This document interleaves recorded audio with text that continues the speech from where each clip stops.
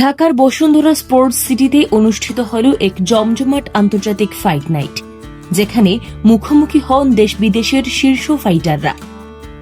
মুয়াই থাই, mixed martial art ও boxing এই 3 ডিসিপ্লিনে অনুষ্ঠিত এই প্রতিযোগিতায় অংশ নেন বাংলাদেশ, থাইল্যান্ড, ফিলিপাইন ও সিঙ্গাপুরের 24 জন ফাইটার।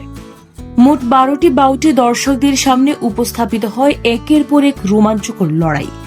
শুরুতেই বাংলাদেশের ইয়াহসান হাসিন দুর্দান্ত পারফরমেন্স দেখিয়ে জয় তুলে নেন এবং চ্যাম্পিয়নশিপ বেল্ট নিজের করে নেন।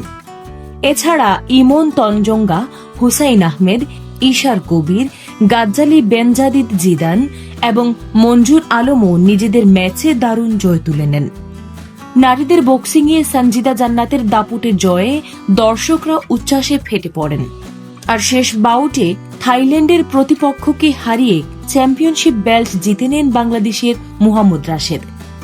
এই ইভেন্টটি আয়োজন করে তানভীর বসুন্ধরা গ্রুপ, যার লক্ষ্য দেশের তরুণদের কমব্যাট স্পোর্টসে আগ্রহী করে তোলা এবং আন্তর্জাতিক পর্যায়ে সুযোগ তৈরি করা।